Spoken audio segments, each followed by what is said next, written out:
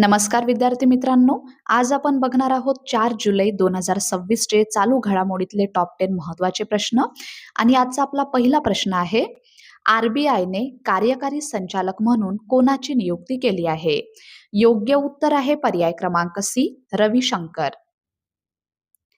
Reserve bank of इंडियाने 1 जुलै 2026 पासून रविशंकर यांची कार्यकारी संचालक एक्झिक्युटिव्ह डिरेक्टर म्हणून नियुक्ती केली आहे. नियुक्तीपूर्वी ते आर-बी-आयच्या सांख्यिकी आणि माहिती व्यवस्थापन विभागाचे प्रभारी सल्लागार म्हणून कार्यरत होते. प्रश्न दुसरा, अंमली पदार्थांची तस्करी, विक्री आणि व्यसनासंदर्भातील तक्रारी नोंदविण्यासाठी सुरू करण्यात आलेल्या राष्ट्रीय हेल्पलाईनचे नाव काय आहे? योग्य उत्तर आहे पर्याय क्रमांक बी, मानस. मानस, ज्याचं लॉंग फॉर्म आहे मादक पदार्थ निषेध असूचना केंद्र, या राष्ट्रीय अंमली पदार्थ हेल्पलाईनची सुरुवात करण्यात आली आहे. हा उपक्रम नार्कोटिक्स कंट्रोल ब्युरो अंतर्गत मिनिस्ट्री ऑफ होम अफेअर्स यांच्या वतीने सुरू करण्यात आला. या प्लॅटफॉर्मद्वारे अंमली पदार्थांची तस्करी, विक्री, बेकायदेशीर लागवड आणि व्यसनासंबंधीची माहिती व तक्रारी नोंदवता येतात. मानस हेल्पलाईनचा क्रमांक आहे 1933 आणि ही सेवा अधिकृत पोर्टल, ईमेल आणि उमंग ॲपद्वारे उपलब्ध आहे. प्रश्न तिसरा, पुरुषांच्या शॉटपुट F57 प्रकारात जगातील अव्वल क्रमांकाचे खेळाडू कोण ठरले आहेत? प्रश्न क्रमांक 3चं बरोबर उत्तर आहे पर्याय क्रमांक सी, होकाटो होतोजे सेमा. होकाटो होतोजे सेमा हे नागालँड येथील भारतीय पॅरा ॲथलीट आणि भारतीय सैन्यातील 9 आसाम रेजिमेंटमधील सुभेदार आहेत. त्यांनी पुरुषांच्या शॉटपुट F57 प्रकारात जगातील क्रमांक 1 खेळाडू होण्याचा मान मिळवला. 2024 समर पॅरा ऑलिम्पिक्समध्ये त्यांनी पुरुषांच्या शॉटपुट F57 स्पर्धेत कांस्यपदक जिंकले होते. त्यांनी 14.65 मीटरच्या वैयक्तिक सर्वोत्तम फेकीसह हे यश मिळवले आहे. शॉटपुट F57 वर्गवारी ही खालच्या अवयवांमध्ये अपंगत्व असलेल्या खेळाडूंसाठी बसून खेळल्या जाणाऱ्या फेक स्पर्धांसाठी वापरली जाते. होकाटो सेमा हे अतिविशिष्ट सेवा पदक मिळवणारे पहिले पॅरा ऑलिम्पियन आहेत. ते अर्जुन अवॉर्डचेही मानकरी आहेत. त्यांनी 2022 मध्ये एशियन पॅरा गेम्समध्ये कांस्य पदक आणि 2022 मोरोक्को ग्रँड प्रिक्समध्ये रौप्य पदक जिंकले होते. प्रश्न चौथा, USISPFचा 2026 लीडरशिप पुरस्कार कोणाला प्रदान करण्यात आला? बरोबर उत्तर आहे पर्याय क्रमांक बी, सुनील भारती मित्तल. सुनील भारती मित्तल यांना US इंडिया स्ट्रॅटेजिक पार्टनरशिप फोरमचा 2026 लीडरशिप पुरस्कार प्रदान करण्यात आला आहे. त्यांना भारत आणि उत्तर अमेरिका यांच्यातील आर्थिक संबंध दृढ करण्यासाठी दिलेल्या योगदानाबद्दल हा सन्मान देण्यात आला. हा पुरस्कार 9 USISPF ॲन्युअल लीडरशिप समिट दरम्यान प्रदान करण्यात आला. ही परिषद वॉशिंग्टन DC येथे आयोजित करण्यात आली होती. प्रश्न 5वा आहे, राष्ट्रीय जैवविविधता प्राधिकरणाने जैवविविधता वारसा स्थळ म्हणून घोषित केलेले बोरजुली स्थळ कोणत्या राज्याशी संबंधित आहे? प्रश्न क्रमांक 5चं योग्य उत्तर आहे पर्याय क्रमांक C, Assam. National biodiversity authority यांनी बोरझुलू साईट या स्थळाला जैवविविधता वारसा स्थळ म्हणून अधिसूचित केले आहे. हे स्थळ सोनितपूर डिस्ट्रिक्टमध्ये स्थित आहे. या उपक्रमाचा उद्देश वन्य तांदळांच्या जनुकीय संसाधनांचे संरक्षण करणे असा आहे. विशेषतः ओरायझा रुफिपोगॉन या वन्य तांदळाच्या प्रजातीचे संवर्धन यामध्ये करण्यात येणार आहे. या संवर्धन प्रकल्पासाठी नॅशनल रेनफेड एरिया अथॉरिटीकडून निधी उपलब्ध करून देण्यात आला आहे.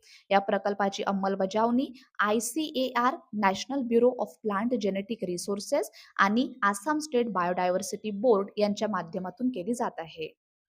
प्रश्न 6वा, ऑपरेशन सुरक्षित सायबर स्पेस हे अभियान कोणत्या राज्याच्या पोलिसांनी सुरू केले आहे? योग्य उत्तर आहे पर्याय क्रमांक बी, गुजरात. गुजरात पोलीस यांनी ऑपरेशन सुरक्षित सायबर स्पेस हे राज्यव्यापी अभियान सुरू केले आहे. या अभियानाची सुरुवात 1 जुलै 2026 रोजी झाली असून ते 28 जुलै 2026 पर्यंत चालणार आहे. हे 28 दिवसांचे विशेष अभियान आहे. या उपक्रमाचा मुख्य उद्देश महिला आणि मुलांसाठी डिजिटल व सायबर क्षेत्र अधिक सुरक्षित बनवणे असा आहे. गुजरात, स्थापना करण्यात आली होती 1 मे 1960 रोजी. राजधानी आहे गांधीनगर. अधिकृत भाषा वापरली जाते गुजराती. मुख्यमंत्री आहेत भूपेंद्र पटेल आणि राज्यपाल आहेत आचार्य देवव्रत. राष्ट्रीय उद्याने गीर राष्ट्रीय उद्यान, ब्लॅकबक राष्ट्रीय उद्यान, मरीन राष्ट्रीय उद्यान. धार्मिक स्थळे आहेत सोमनाथ मंदिर, द्वारकाधीश मंदिर, नागेश्वर ज्योतिर्लिंग, अंबाजी मंदिर आणि अक्षरधाम मंदिर. पुढला प्रश्न, गृह मंत्रालयात अतिरिक्त सचिव म्हणून कोणाची नियुक्ती करण्यात आली आहे? प्रश्न क्रमांक 7चं योग्य उत्तर आहे पर्याय क्रमांक बी, लोखंडे प्रशांत सीताराम.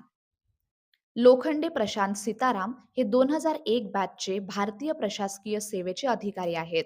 त्यांची 2 जुलै 2026 रोजी गृह मंत्रालयाच्या गृह विभागात अतिरिक्त सचिव ॲडिशनल सेक्रेटरी म्हणून नियुक्ती करण्यात आली.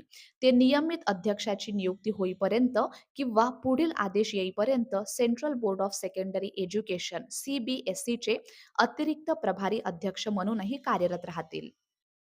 पुढला प्रश्न, Delhi next code create and change कार्यक्रम कोणत्या राज्य किंवा केंद्रशासित प्रदेशाने सुरू केला आहे? प्रश्न क्रमांक 8चं योग्य उत्तर आहे पर्याय क्रमांक B, Delhi. Delhi next code create and change हा भारताचा सर्वात मोठा सिविक टेक नवोन्मेष कार्यक्रम आहे. या कार्यक्रमाचा शुभारंभ रेखा गुप्ता यांनी केला. या कार्यक्रमाअंतर्गत तंत्रज्ञानाधारित उपायांच्या माध्यमातून शहरी समस्यांचे निराकरण करण्यावर भर दिला जात आहे. प्रश्न 9 आहे, प्रोजेक्ट समर्थ कोणत्या संस्थेमध्ये उभारण्यात येत आहे? बरोबर उत्तर आहे पर्याय क्रमांक सी, IIT गांधीनगर. प्रोजेक्ट समर्थ ज्याचं लॉंग फॉर्म आहे silicon and advanced semiconductor manufacturing research and training hub, याची स्थापना Indian institute of technology Gandhinagar येथे करण्यात येत आहे. हा प्रकल्प गुजरातमध्ये उभारला जात असून त्यासाठी रुपये 190 कोटींचा निधी मंजूर करण्यात आला आहे. या केंद्रात तंत्रज्ञ, ऑपरेटर आणि अभियंत्यांना अर्धसंवाहक उत्पादनासाठी प्रशिक्षण दिले जाईल. प्रश्न 10वा, मलेशियातील भारताचे नवे उच्चायुक्त म्हणून कोणाची नियुक्ती करण्यात आली आहे? योग्य उत्तर आहे पर्याय क्रमांक बी, सोमनाथ घोष. सोमनाथ घोष हे 1997 बॅचचे भारतीय परराष्ट्र सेवा अधिकारी आहेत. त्यांची जुलै 2026 मध्ये मलेशियातील भारताचे उच्चायुक्त हाय कमिशनर टू मलेशिया म्हणून नियुक्ती करण्यात आली आहे. तसेच मलेशियाचे भारतातील उच्चायुक्त दातो मुझफ्फर शाह मुस्तफा हे आहेत. तर विद्यार्थी मित्रांनो, हे होते आपल्याचे टॉप 10 महत्त्वाचे प्रश्न. धन्यवाद.